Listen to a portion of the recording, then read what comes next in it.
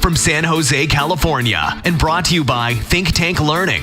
Welcome to Meet the Experts. This is a forum in which we pick the brains of experts and professionals from various industries. We give students inspiration by showing them the academic journeys that they can imitate as they prepare to become experts themselves. Welcome to Meet the Experts. I'm your host, Dave Nguyen, and today we're going to talk about the science of negotiation. Every decision we make, whether it involves just ourselves or other people, is a negotiation between options. Though often interpreted as a professional transaction between employer and employee or owner and customer, negotiations are a crucial part of everyday life. The concept of negotiation is often thought of as a cold transactional grab for personal gain. However, our special guest today argues otherwise. According to her, the best negotiations are not just about personal gain, but can benefit multiple parties that are involved. She is Margaret Neale. Margaret Neale is the Adams Distinguished Professor of Management at the Stanford Graduate School of Business. She is the co-director of the Executive Program for Women Leaders, and also is the director of the Influence and Negotiation Strategies Program, and also the director of the Managing Teams for Innovation and Success Program. Before coming to Stanford, she was a distinguished professor at Northwestern University, and before that, she was a professor at the University of Arizona. Recently, she co-authored a book entitled Getting More of What You Want: How the Secrets of Economics and Psychology Can Help You Negotiate Anything in Business and in Life. This book, Getting More of What You Want, is available on Amazon.com. Professor Neale, welcome to Meet the Experts. Thank you, Dave. Great to be here. Yeah, we're glad to have you here. And so the other day I was watching a YouTube video, on the Stanford Graduate School Business channel, and it was you talking about negotiations. And you said that when you negotiate, you are not just negotiating for yourself, but for, quote, a husband, 4 dogs, 7 horses, and 14 chickens. Is that right? Well, it turns out that a couple of my chickens have gone by. So it's only 12 chickens now. Okay. So then would you say that the more mouths someone has to feed, the more effectively they'll be able to negotiate? Well, the reason that I suggested that you think about who you're negotiating for is that some people actually find it difficult to negotiate for themselves, but they find it a lot easier to negotiate for others.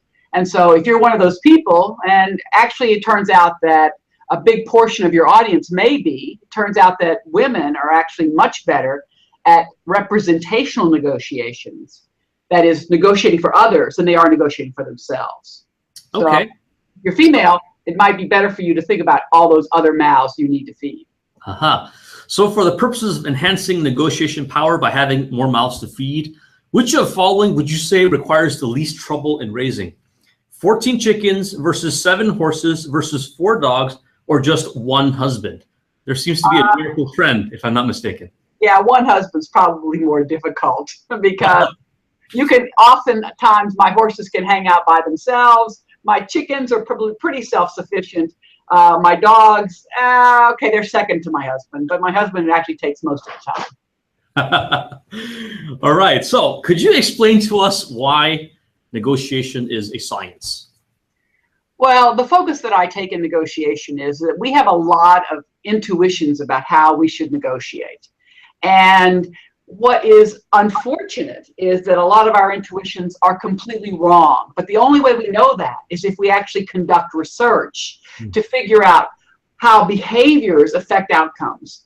And so one of the things that I think is important, and the reason that I talk about negotiation as a science, is that it is reproducible. So if I can, if you can talk to me about a particular situation, and we've done research about those particular dimensions, then I can reduce the variance in the number of choices that you have to help you get more of what you want in the interaction. All right.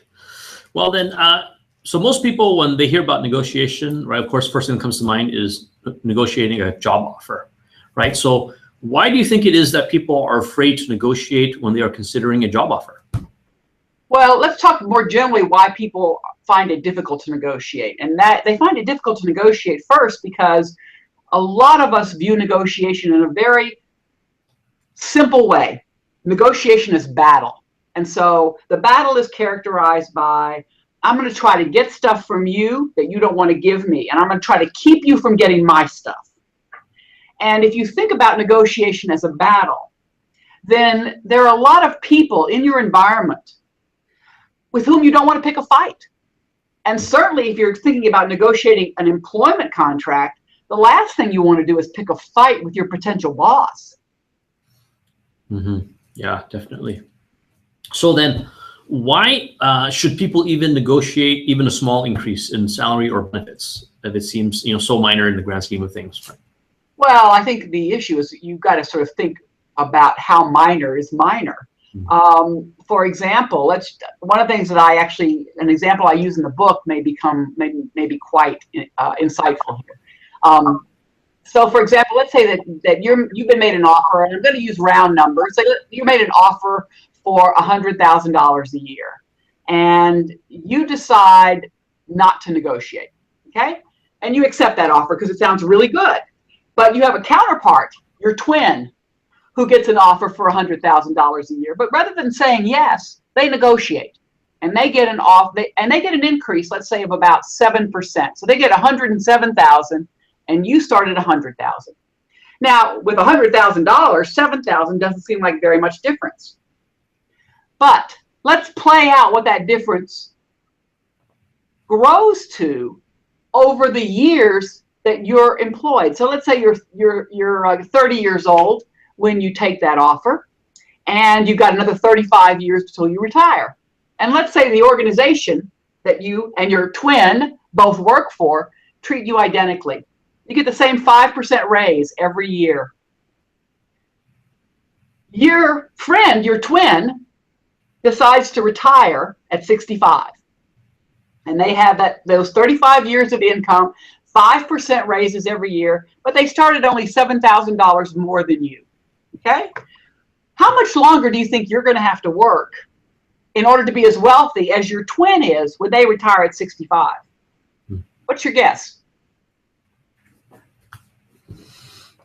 Come on, David, give me a guess. Quite a few more years. Like, what do you mean? Like 2, like 5, like 7, like 20? How about in the dozens? Well, actually, the answer is about 8. 8. Okay. Turns out that there's 8 years, that $7,000 difference in year 0 turns into 8 years of additional work at year 30. Mm-hmm. So while my twin can retire at 65, I can't retire until I'm 73. Mm-hmm. So it's called compounding. Mm. And you can't just look at the 1 year thing and say, hey, it's only $7,000. Because by the end of year 30, the difference between your salary and your twin's salary is over $100,000 a year difference. Mm-hmm. Yeah, definitely. Okay. So what then would you say would be the most common mistakes that people make when they do negotiate? There are many common mistakes they make. For example, people think that you should hide information, not share any information.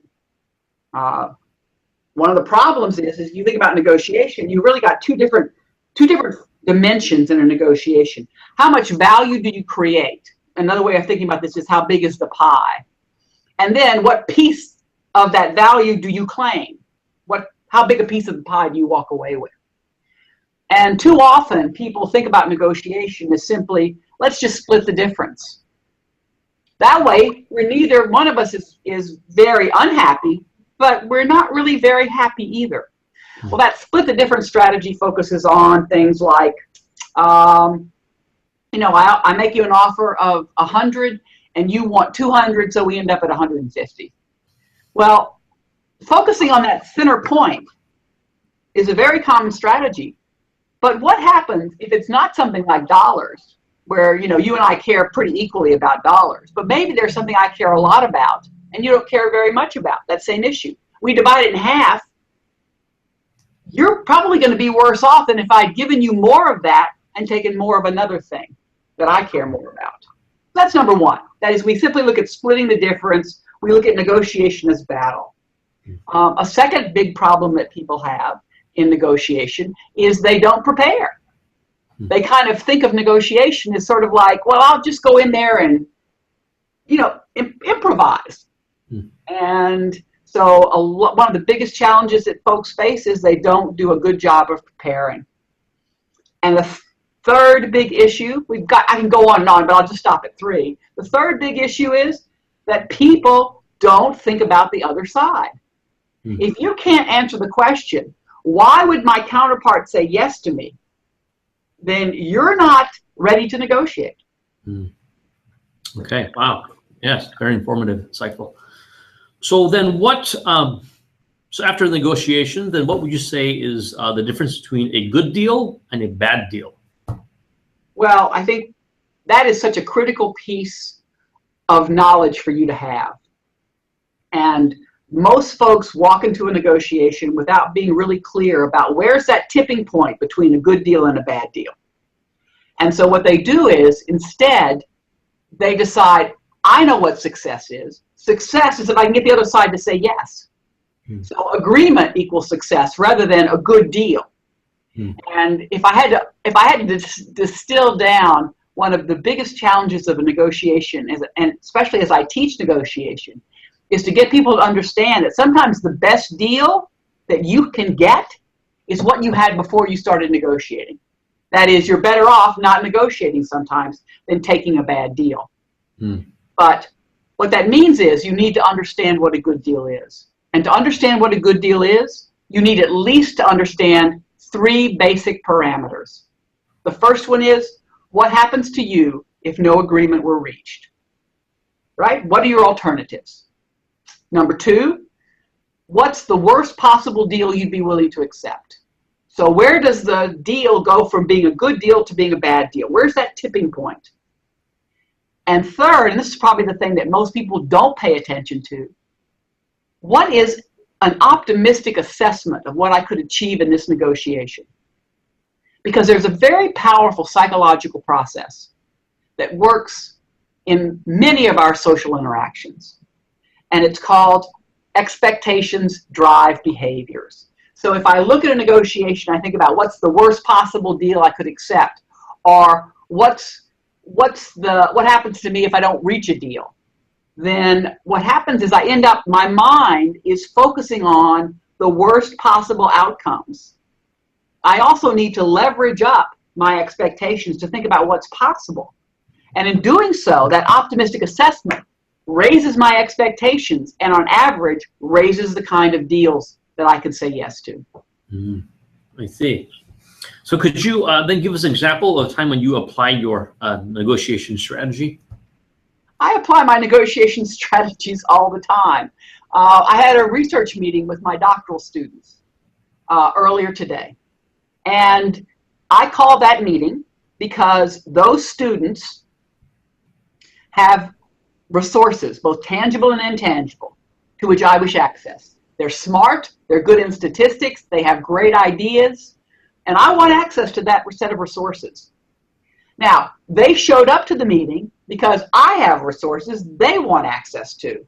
I have research funding, I have a history of being a successful dissertation advisor, I write letters of recommendation. Those are all resources they want access to.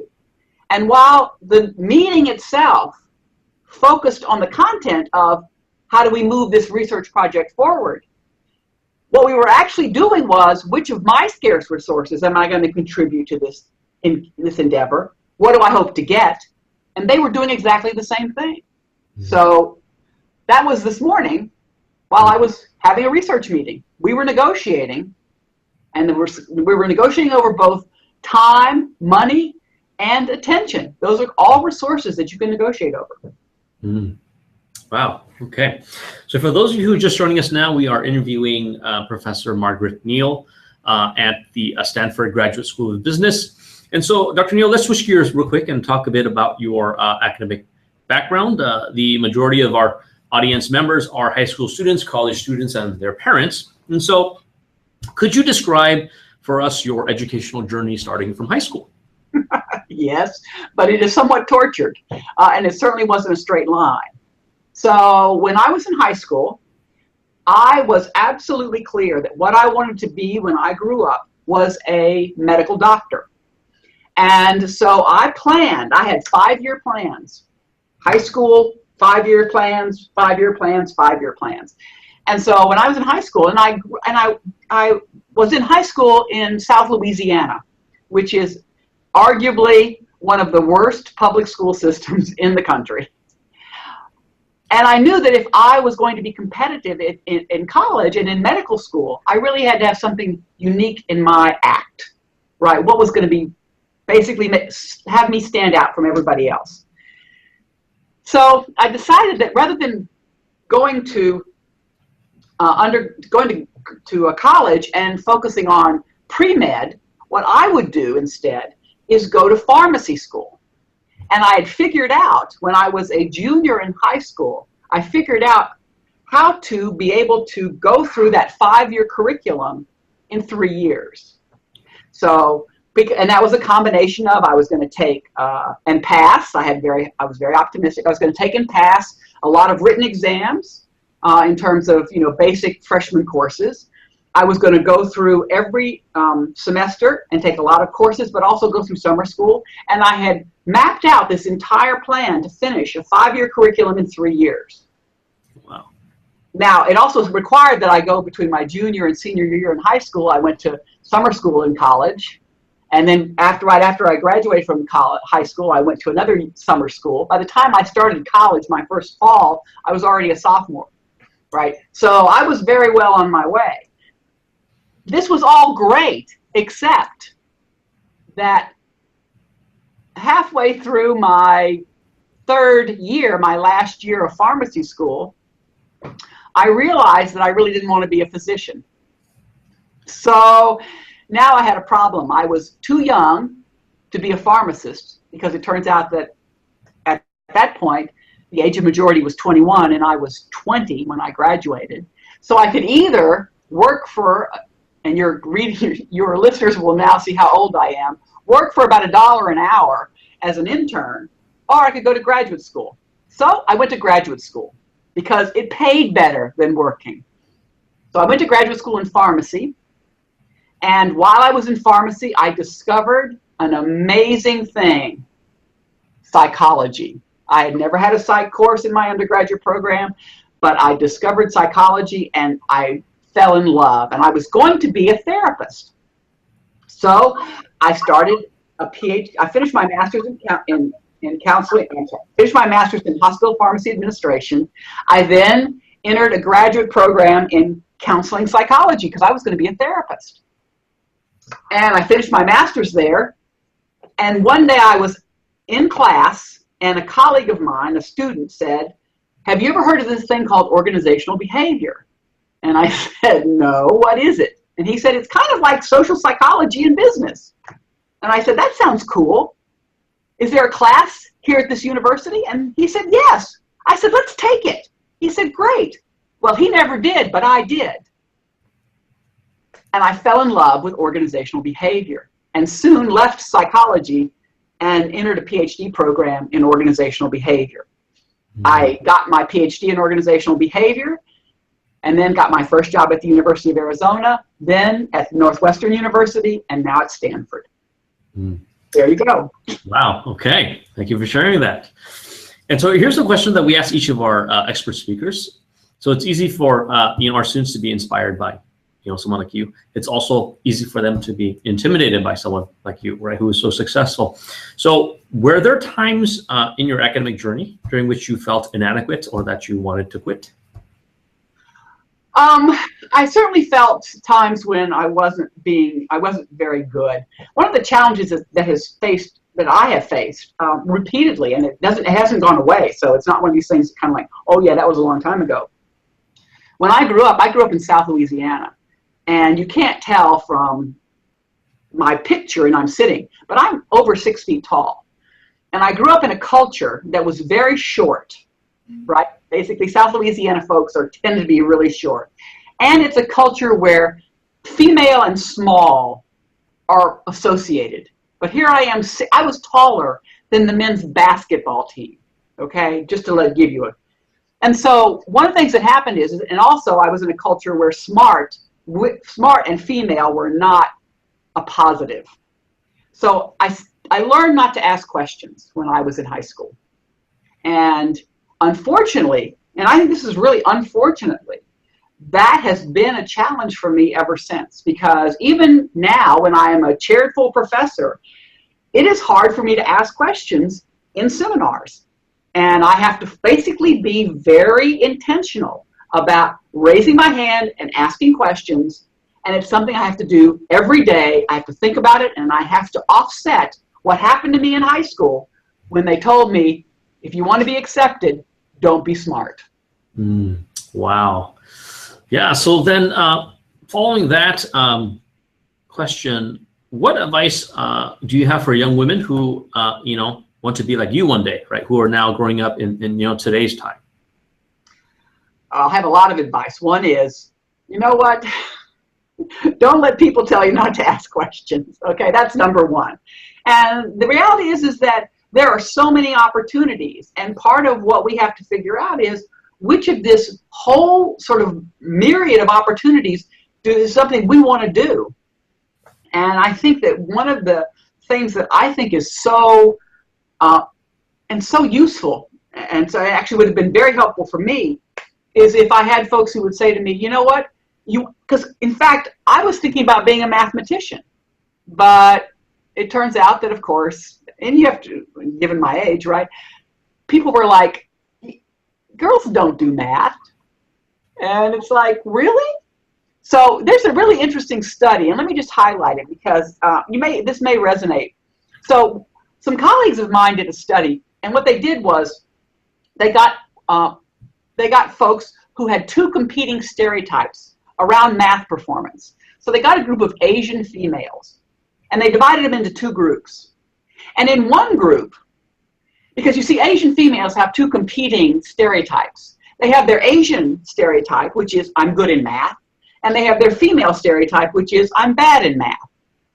So what they did was in one group, they took half of these participants and they had them think about their ethnicity. Or in the other group, they had them think about their gender. And then they had them take a math test. And because they were randomly assigned to either of the groups, there should be no difference in their performance. But there was a huge difference in their performance. The women who were asked to think about their ethnicity, the Asian aspect of their identity, did significantly better in the math test than the people who thought about their female identity. So be aware that the subtle things can affect performance in ways that we don't even aware of. Wow. Yeah. And so would you say that the study you just cited, that effect, do you think that also affects, I guess, interview panels and like who interviews and also who gets hired based on gender? Absolutely. Yeah, there is a lot of basically unintentional or implicit bias in how we interact with the world and how the world interacts with us. And if you're thinking, and here's what I don't want you to think, that somehow men do this to women, right? It is people. We all have these implicit biases, so we are all part of the problem, which means that we must all then be part of the solution. And so what are some of the, I guess, possible solutions to, I guess, so knowing it, I guess, in terms of hiring and, grading, right, in subjective, say, papers or something like that, right? Well, I think one of the big solutions is to be clear about what the criteria are before you start making your hiring decisions, right? Be clear. I mean, this is part, let's get it back to negotiation for a minute, right? Because what's also clear is when you're going into negotiate, you need to be clear about what it is, the criteria by which you judge a good deal, right? What is your bottom line? What is your alternative? What is your aspiration? Because if you don't have that, then you're just going to get to an agreement because you can get somebody to say yes to you, not because it's good for you. And the same way, if you haven't got clear criteria for hiring people or for promoting people, then you're going to do what your biased view of the world says is the right thing to do. You're going to fill in that ambiguity with stereotypes. I see. Yes, definitely. Okay. And so for high school students in general who want a career in your field, what classes do you suggest they take now to prepare for that? Well, I think if you want to be a professor, you're going to have to know statistics. You're going to have to be math competent. So yes, you take advanced placement in math. You take advanced placement. You're in sort of any kind of scientific, I mean, physics, all that sort of thing, because you don't know what kind of professor you want to be, right? I didn't know I wanted to be an organizational professor, organizational behavior professor, until decades after I left high school, because I was going to be a physician, right? That was what I wanted, and it didn't happen, right? I found other things that grabbed my interest in a way that what I was studying in pharmacy never did. So part of it is opening yourself up to a wide variety. I would just caution, when you're in high school, it's really hard to know what you're going to do for the rest of your life. Even if you were like me and I had 5-year plans, I had it all planned out. And, you know, the first 2 5-year plans worked, I guess. But then after that, I had to go be a little more improvisational and figure out what really grabbed my interest and what I was willing to do for the rest of my life. And it took me 3 tries. I didn't do it on the first try, didn't do it on the second try. It took 3 tries before I figured it out.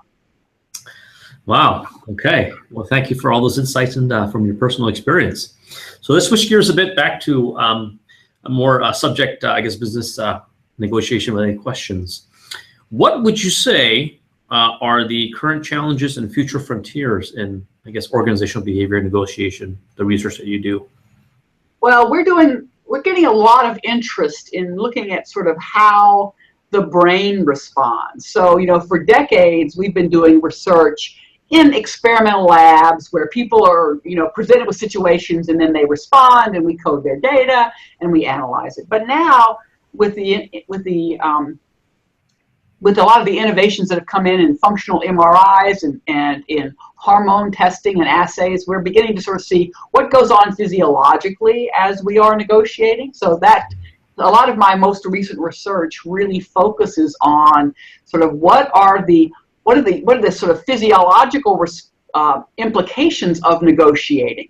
So that's certainly something that's new in our field, which means we have to have a whole lot of new instruments and data and, you know, new types of specializations that in the past we didn't have. So again, I rely on my doctoral students very heavily for their unique information about this, much more so than sort of the knowledge that I have.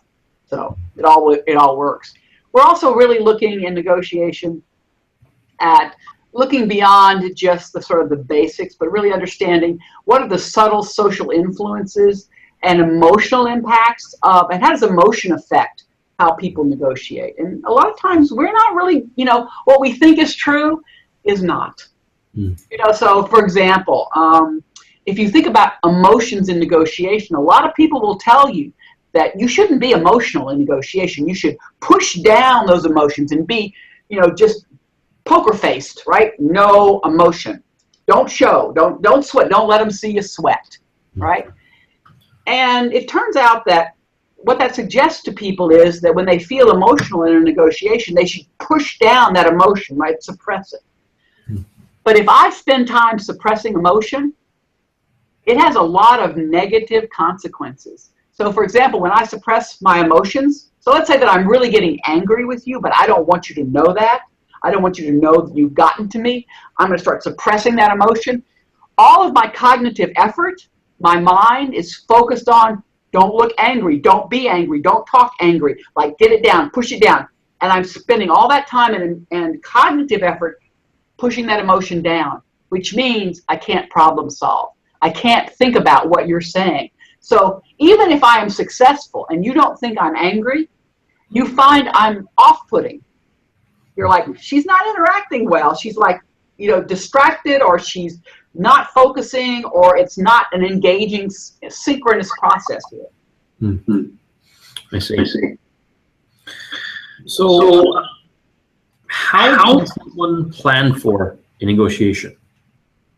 Planning and preparation is probably the most important aspect of negotiation, over which individually you have the most control.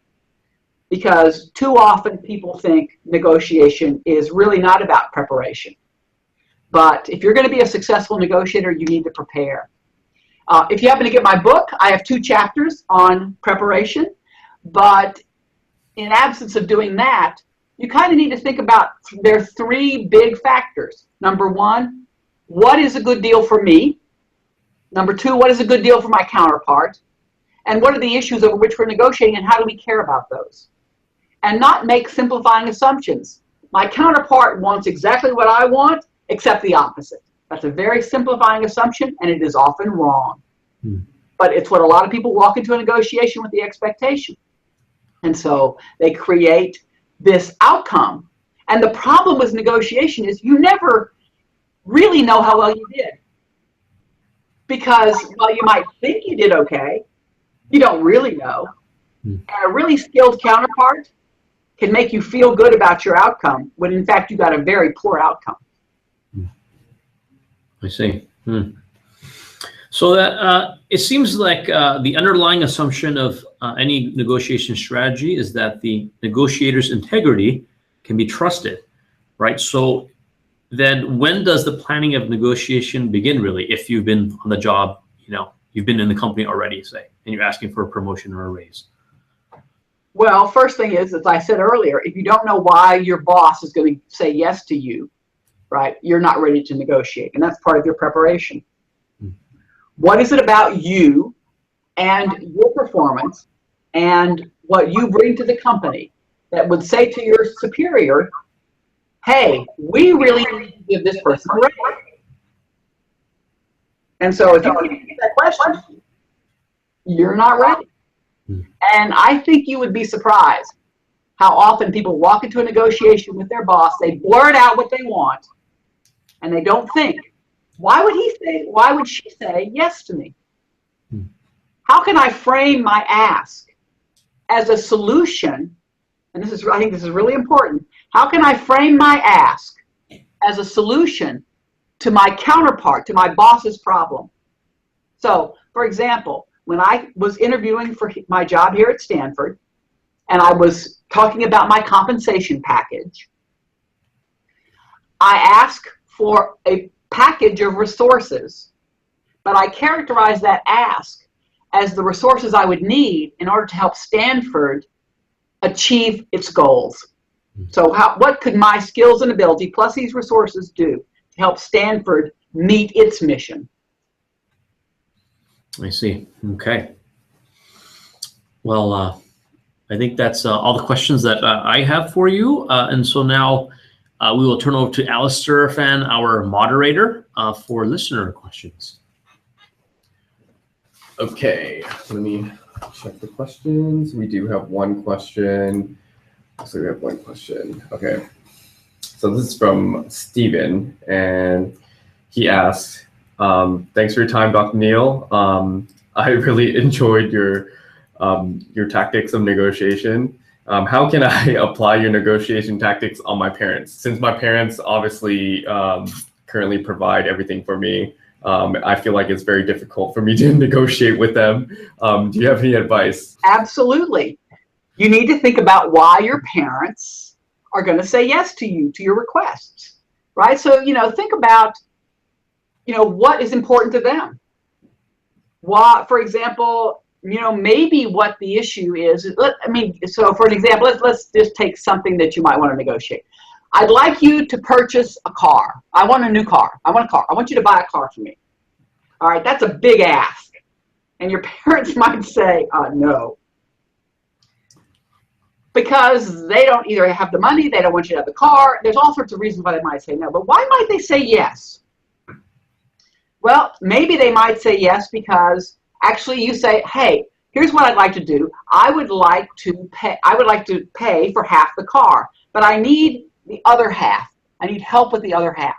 And while I haven't got the money, here's what I'm willing to do. I think I would be willing to, for the next 2 years, while I'm still living at home, I will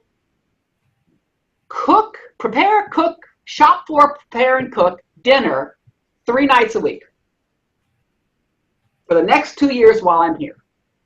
if you will help me purchase this car. Your parents might be a whole lot more interested in having that conversation with you than if you just said, hey, I like a car and I'd like you to buy it for me. Because what you're saying is, this is a collaboration.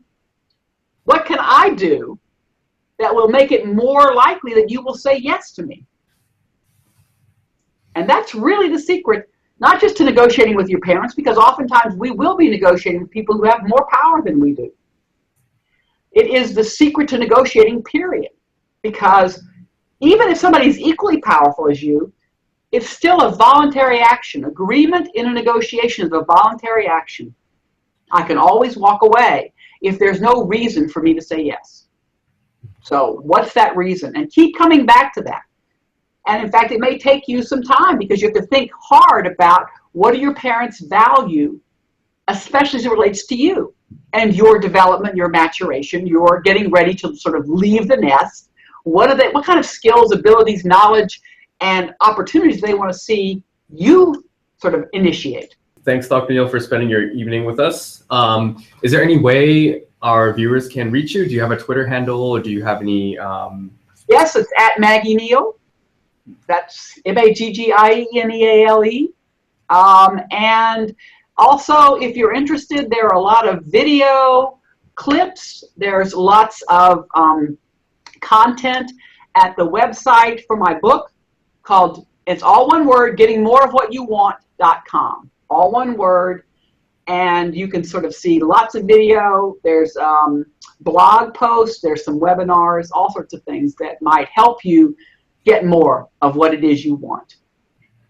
And so one more question, so the content of that book, did it come from your research or just, I guess, personal insight and just experience? Well, I just want to highlight that book was written by a co-author and me, and my co-author is an economist, and I'm a psychologist by training. And so a lot of what that book is a collaboration between the two of us.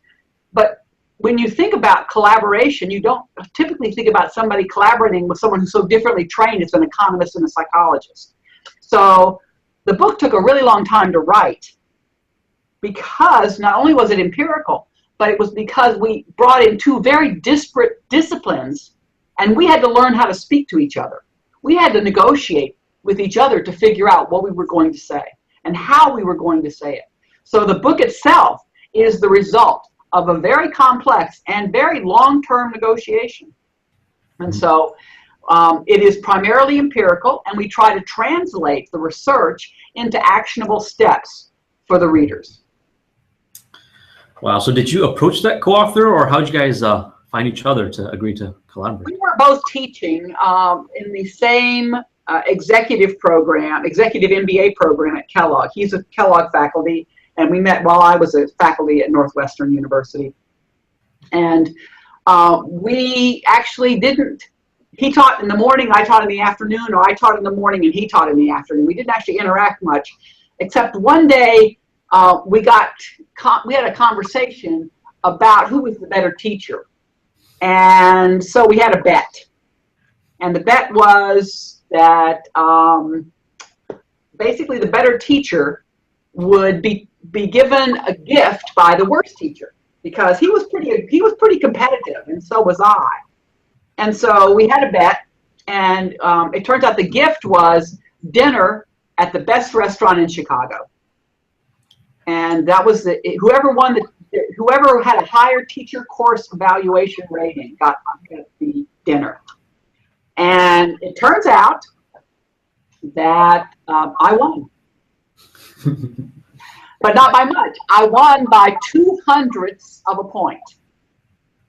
And so, but we had met, the bet was any difference. It wasn't to be significant, it was any difference. And so when we had that dinner, we began to discover that we had a lot in common in terms of how we thought about the world, and we had a lot to teach each other. And so that we then began to teach a team talk course together. And we decided that course, and what we learned from that, would make really good insight into a new negotiation book. And so that's sort of how that evolved. Thank you, Dr. Neale, for being with us. We value your time, and we look forward to spreading this webinar through multiple forms of media. All right. Well, thank you very much, David. I appreciate the opportunity.